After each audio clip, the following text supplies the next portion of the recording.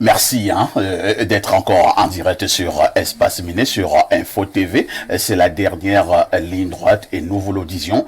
En ouverture ce matin, nous marquons un arrêt pour parler de la célébration de l'Assomption, la fête de l'Assomption chez les chrétiens et surtout chez les chrétiens catholiques. Ce matin, nous nous posons la question de savoir si on doit en réalité célébrer l'Assomption. Je vais d'abord passer la parole à Pierre Blériot-Niamec pour nous dire ce qu'est l'Assomption chez les chrétiens catholiques. Alors, parfait, ici, ce matin, j'écoutais un chrétien protestant qui envisageait de fêter l'Assomption. Un protestant? Oui, et je lui ai dit, mais c'est une fête catholique. Et le chrétien de me dire, ah, nous on fait tout ça. J'annonce cette anecdote pour dire qu'à la vérité, même les protestants ne savent plus ce qu'ils ont protesté ou ce contre quoi ils ont protesté. Il y a des fêtes religieuses, des fêtes chrétiennes religieuses. Parce que nous rentrons dans un ordre précis. Il y a différents ordres. Et une chose ne peut s'entendre que par elle-même. Si nous considérons la chrétienté comme un ordre, on l'interroge à l'intérieur de lui-même. Et s'il y a des contradictions qui émergent, nous les dévoilons. Alors, pour aller directement à votre question, la question est de savoir c'est quoi l'Assomption. Tout à fait. Pour les chrétiens catholiques, nous disons que le document de référence de la chrétienté, c'est la Bible. Et que dans ce livre, dans ce groupe de livres, du premier au dernier, ce concept n'est jamais évoqué, et même pas un concept qui lui ressemblerait. C'est-à-dire que le concept selon lequel la femme qui aurait donné naissance au Christ. Pourquoi vous dites aurait? Mais c'est pour ça que nous sommes là. La femme qui aurait donné naissance au Christ, vous voyez que je n'ai pas dit qu'il aurait donné naissance à Jésus. Donc Jésus et Christ, c'est différent. Bien sûr. La femme... Est-ce qu'on va arriver? On va arriver avec toi calmement. La femme qui aurait donné naissance au Christ aurait été prise au ciel. C'est-à-dire serait montée au ciel. Alors, que nous dit le livre des chrétiens? J'aurais aimé que vous ayez une Bible, mais vous n'en avez pas tout de suite. Je vous aide. Le livre des chrétiens, dans l'épître de Jean, parce qu'on laisse l'Ancien Testament, nous venons dans le Nouveau Testament. Le chapitre 3, le verset 13, nous dit ceci. Personne n'est monté au ciel. Si ce n'est celui qui est descendu du ciel, le Fils de l'homme qui est dans le ciel. Il faut avoir le texte. En fait, Jésus parle étant au sol. Hein. Il dit personne n'est monté au ciel. Si ce n'est celui qui est descendu du ciel, le Fils de l'homme qui est dans le ciel. C'est Jésus qui le dit. Mais observez quelque chose quand il le dit. Son corps physique est ici. Mais il ne dit pas qu'il montera au ciel. Il dit qui est au ciel. Ça veut dire que le ciel appartient aux esprits. Le royaume des cieux appartient aux esprits. Par contre, les hommes vont arriver à ce qu'on appelle le royaume de Dieu. Matthieu 6, 33 vous dit, cherchez premièrement le royaume et la justice de Dieu, et toutes choses vous seront données par-dessus. Le royaume de Dieu est ici. Il est en vous. C'est le bien que vous recherchez, le meilleur être de vous-même. C'est pour cela que beaucoup de chrétiens, si on leur dit la vérité, vont arrêter d'aller à l'église. Ils attendent le retour de Christ. Christ ne peut revenir que dans les esprits. Pas une chair qui va descendre et venir se poser et ramasser les gens comme dans un film faire les films des gens, de quoi pas quoi, et monter avec les gens. Avec le tennis Nike. Oui, nous serons par exemple les autres avec Bruce comme toi, d'autres avec Knight, et on va monter. Pourtant, suffisamment de versets bibliques étayent la question. Très bien. Et les chrétiens continuent d'attendre que certaines personnes montent au ciel, d'autres descendent du ciel, prendre des gens pour aller s'asseoir au ciel, comme si, même dans une imagerie totalement omnibulée par les noires vapeurs de la Bible, on pouvait atteindre un tel niveau. Merci. On va passer la parole à Andy Bokas, qui est habitué de ce genre de débat et surtout de ce genre de sujet. Il a longuement travaillé sur ces questions. Andy Bokas, nous parlons ce matin de l'Assomption. Les chrétiens catholiques, de manière générale, célèbrent cette fête. Ils croient d'ailleurs que c'est une fête intéressante et même importante. À côté d'eux, ils sont nombreux qui pensent que cette célébration n'a pas lieu d'être. Et ils évoquent un certain nombre de raisons. Pierre Blériot a commencé à le faire tout à l'heure. Nous vous passons la parole. Et quelle est la lecture que vous faites de cette célébration? Mais après avoir complètement repris à mon compte le discours de Blériot, je voudrais dire que, effectivement, nous ne pouvons que sonder d'abord leurs propres documents de chevet qu'est la Bible. Parce qu'il est quand même écrit noir sur blanc que la chair et le sang n'hériteront pas le royaume des cieux. Mais alors, d'où vient qu'on dise qu'une maman serait montée avec sa chair? Alors, il faut revenir dans l'histoire et comprendre que ce n'est même pas un chrétien qui invente ce machin. C'est pas un machin. C'est un machin. Comment ça? Oui, c'est vrai. C'est un machin, je suis sûr. Ça n'existe pas. Ce truc n'existe nulle part. C'est Louis XIII qui, ne parvenant pas, nous sommes au XVIIe siècle, Louis XIII ne parvenant pas à faire un garçon pour le succéder au trône.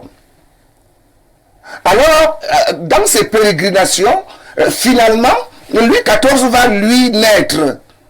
Et c'est Louis XIII qui estime que c'est un miracle que Marie lui aura accordé parce qu'il a prié Marie. Et dans sa position de roi, il va donc décider, Louis XIII, qui n'est ni prêtre, ni rien, que le 15 août sera une célébration qu'on devra observer à travers le monde, en l'honneur de Marie qui a permis qu'il puisse avoir un garçon. Voilà comment naît l'Assomption. Alors, si vous dites ce que vous êtes en train de faire savoir là, mais c'était très grave pour la foi chrétienne.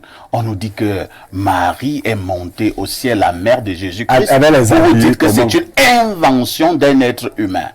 Mais, perfect, l'histoire est disponible pour quiconque veut savoir.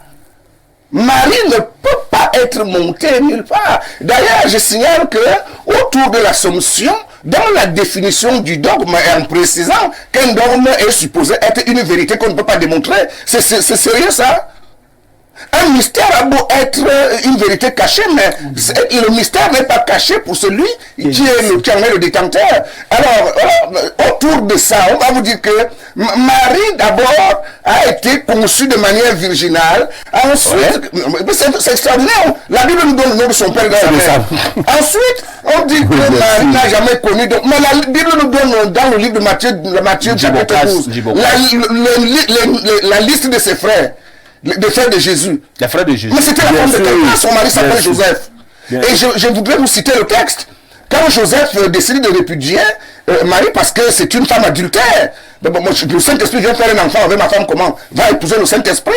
C'est le texte qui parle, c'est pas Djiboka Sorona. Mais alors, on prétend que le Saint-Esprit serait venu lui dire, n'aie pas peur de prendre avec toi ta femme. Mais comment on peut avoir une femme avec laquelle on ne va pas au lit? Hein? Ce n'est pas possible pour commencer. Donc ce sont des hérésies qu'on fait boire comme ça à ceux qui... Parce que les chrétiens, malheureusement, ne lisent même pas leurs documents de chevet. Donc, on va aller doucement. Vous dites que Marie n'a pas accouché Jésus sans avoir eu des rapports intimes avec le mari, Joseph. C'est ça? Pour commencer, d'abord, je mets entre parenthèses la naissance d'un quelconque Jésus.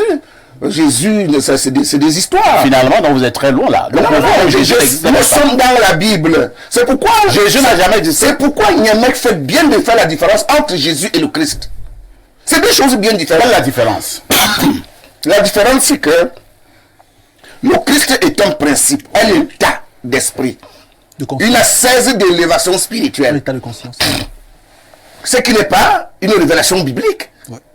Nous sommes en Égypte antique, à l'époque de Toutmose, que nous avions déjà le cœur Sheketa. Tout à fait. Or, le cœur Sheketa, c'est ce cœur Sheketa qui va être transformé en Christ plus tard. C'est au cœur Sheketa, ça veut dire le gardien des mystères. Celui qui est loin. Voilà. Oui, celui qui est loin. Si nous voulons parler le français d'aujourd'hui, celui qui est loin. Donc, en réalité, s'il faut considérer, s'il faut donc dire que Attis était Christ, Dionysos était Christ, Mitra était Christ. Krishna. Krishna, oui, bien entendu. Et donc, là, quand on nous parle de Jésus, qu'on aurait tué à la croix, et qu'il lui aussi serait parti avec ses ossements, ben, on est là dans un truc qui ne dit pas son nom. Bon, revenons à l'essentiel. Alors, l'Assomption, vous allez vous rendre compte que l'Assomption voudrait donc dire que Marie, qui n'a jamais connu d'homme, qui elle-même n'est pas née d'un rapport sexuel, un jour serait donc montée au ciel avec tous ses ossements. L'analyse élémentaire, j'ai envie de dire syllabaire, voudrait qu'on comprenne que dans la dimension dite céleste, Marie, son corps vit comment là-bas? Parce que ce corps est matière. Il ne peut donc pas survivre. C'est pourquoi la matière reste à la matière. Lorsqu'un Djibokas tombe demain, on va dire que c'est le corps d'un Djibokas qui est à la morgue. Ce n'est pas un Djibokas, ce n'est qu'un véhicule terrestre qu'un Djibokas aura utilisé pendant son séjour terrestre. Et dans toutes les autres dimensions que je traverserai, ce n'est pas l'origine, l'objet aujourd'hui, j'ai bien revêtir un autre véhicule, un corps véhicule. Alors, Marie, vous voyez donc que, d'abord je viens de vous signaler que le dogme catholique de la Vierge Marie est né en 431. Il ne comprenait pas encore depuis là, parce que quand Louis XIII crée la fête de l'Assomption, ça suppose que Marie était déjà montée au ciel au 1er siècle, non? Et comment ils ne se sont pas rendus compte de ça? Il a fallu que un roi français du nom de Louis XIII décide de ça pour que l'Église dise aux gens que c'est réel. Ou alors, pendant les 17 siècles, elle était toujours dans la tombe. Et c'est au 17e siècle qu'elle serait sortie de la tombe et partir avec ses ossements. Mais prétendre ça, c'est méconnaître la métempsychose. Parce qu'une fois que l'être a quitté le corps, mais le corps entame immédiatement sa dislocation. Et tous les êtres de la nature, les plantes, les animaux et autres récupèrent ce qui est à eux. Alors si Marie aurait attendu 17 siècles pour que un Dieu suffisamment maladroit vienne chercher des ossements, on sait trop quoi en faire. Alors nous disons qu'il va falloir, lorsque nous disons que nous croyons, je ne sais pas si nous réalisons que croire veut dire douter. Ah ben oui, croire veut dire douter. Et donc on emballe les gens dans cette affaire, il faut croire, il faut croire, il faut. La foi est la ferme certitude des choses qu'on espère. Mais quand vous êtes certain, vous n'espérez plus. Et donc on emballe le peuple dans ça, et comme je le disais à l'entame, vous allez voir, la ville est remplie aujourd'hui alors qu'on pensait que la circulation peut être fluide. On embarque les gens dans cette affaire comme de véritables moutons, ils n'y comprennent absolument rien. Et je pense qu'il est de notre responsabilité d'éveiller les consciences. Que les gens puissent lire eux-mêmes leurs documents et se rendre compte. Parce que s'il faut qu'on monte pour élever un Dieu, ce Dieu mérite qu'on l'amène en procès. On ne peut pas mentir parce qu'on veut élever Dieu. Et donc, cette histoire de l'Assomption, c'est vous le conducteur, nous allons démontrer par tous les moyens disponibles que c'est une arnaque pure et dure. Merci, Djibokas. L'Assomption est une arnaque pure et dure. Je regrette toujours que nous n'ayons pas un prêtre catholique sur le plateau. J'ai en face de moi apparemment des gens qui sont en train de blasphémer.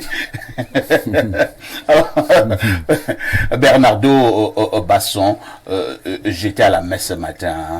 Ça va peut-être énerver Djibokas. Et moi j'ai suivi le prêtre qui magnifiait la Vierge Marie. Elle disait justement que Marie était une femme bien, une femme de valeur, une femme obéissante, une femme qui n'était pas arrogante, une femme qui ne tombait pas dans les caniveaux après avoir ingurgité de l'alcool, et que les femmes devraient suivre l'exemple de Marie, la mère de Jésus-Christ.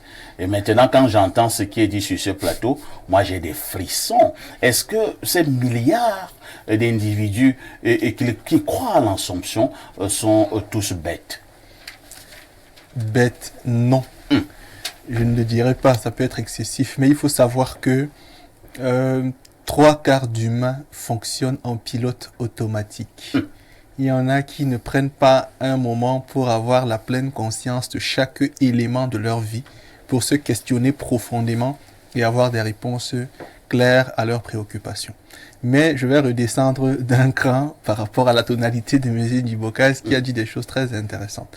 Ce qu'il faut noter, c'est que, et quelqu'un l'a dit sur votre plateau il y a plusieurs mois, l'Église catholique dite romaine est essentiellement centrée sur le personnage qu'on appelle la Vierge Marie. Essentiellement, c'est exagéré là. Oui. L'égrégore de l'Église catholique, c'est la Vierge Marie. 3 éléments peuvent le démontrer. Le premier élément, c'est que le 8 septembre, il y a une célébration dans l'Église catholique romaine de la naissance de la Vierge Marie.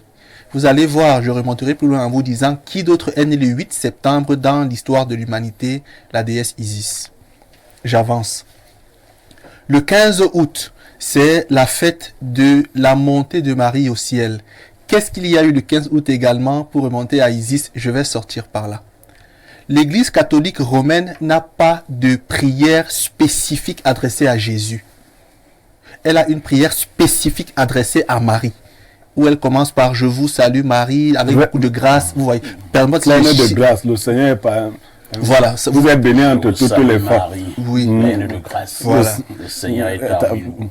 Vous êtes bénie entre toutes les femmes. Et Jésus, le fruit de vos entrailles, est béni. Sainte Marie, Mère de Dieu, priez pour nous, pauvres pécheurs, maintenant et à l'heure de notre mort. On recommence. J'aimerais vous demander, parfait ici, quelle est la prière de l'Église catholique romaine adressée à Jésus? Est-ce qu'il y en a? Les questions, c'est moi qui les pose. Vous comprenez donc que l'Église catholique romaine a pour égrégore Marie. Ça veut dire que la fête de l'Assomption, en principe, sur le plan métaphysique, est une recherche particulière chez les catholiques. Attendez d'abord. Attends, vous souffrez. J'ai causé un jour avec un prêtre, il y a plusieurs prêtres d'ailleurs, il y a une explication sur la Vierge Marie.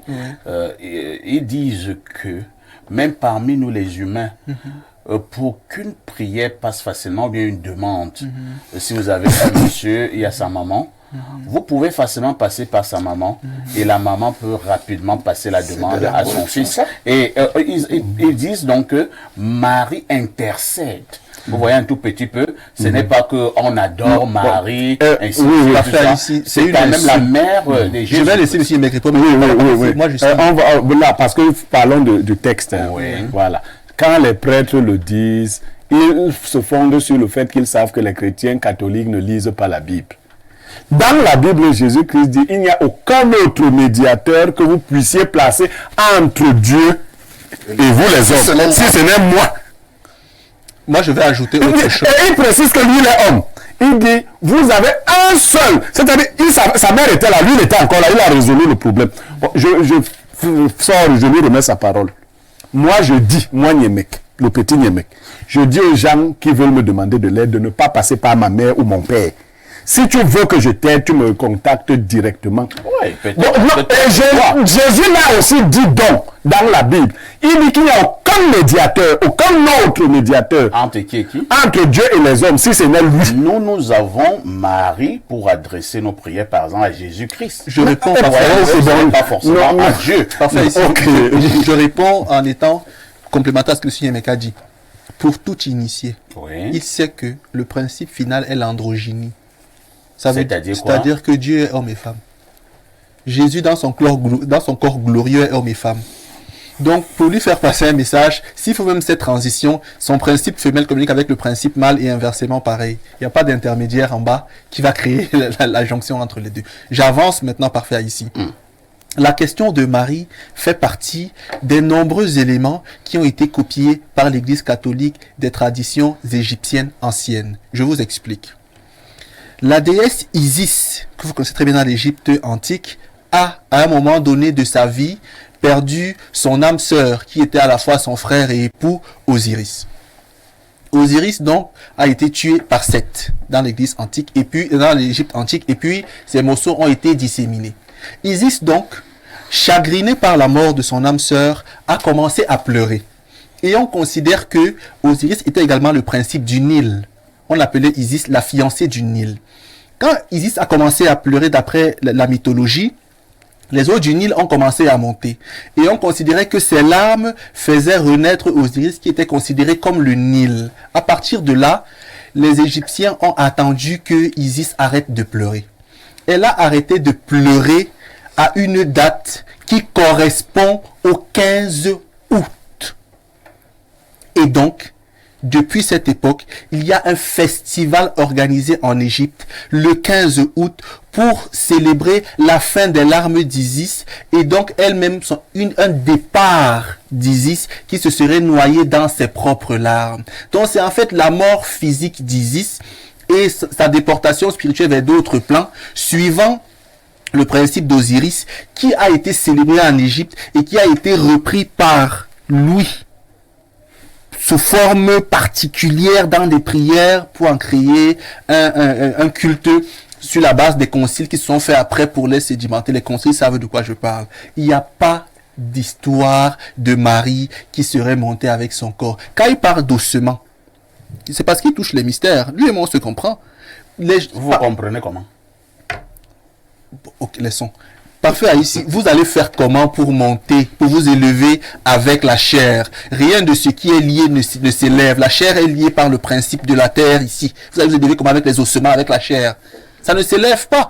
Et même s'élever, c'est même encore une image bizarre. On traverse juste des mondes parallèles. Est-ce que nous sommes au niveau des dieux? Est-ce que c'est scientifique? Est-ce que ça ne dépasse pas vos petites explications là? C'est-à-dire que, est-ce que Dieu n'est pas celui qui peut tout? Non. C'est-à-dire que, est-ce que Dieu ne peut pas décider que parfait, est-ce qu'il est là, il le fait lever et Oui, je te réponds. Ok? En théologie, on nous avait posé cette question. Est-ce que Dieu peut tout? Non. Ah bon? Ouais. Dieu ne peut pas tout? Oui. Comment ça? Dieu ne peut pas violer ses lois. Merci. Ouais. Il ne peut pas. C'est tout. Il a créé le monde, il a fixé des lois. S'il les viole, lui-même n'est plus Dieu. Parfait, ici, permettez-moi d'ajouter un élément. Dans le principe profond de la spiritualité, la prière ne sert à rien pour les chrétiens. Comment ça? Je m'explique, je leur fais comprendre ceci. C'est eux qui disent que Dieu est omnipotent, Dieu est omniscient, Dieu a tout prévu avant et c'est ce qui arrivera après.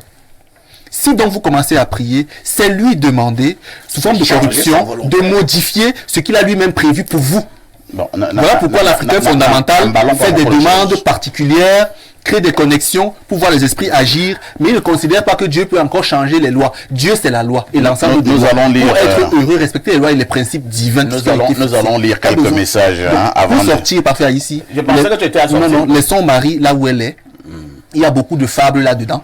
Beaucoup de récits imaginaires là-dedans. Donc les prêtres diront ce qu'ils voudront. Marie n'est jamais montée au ciel avec son corps et son âme. Ça, c'est très faux.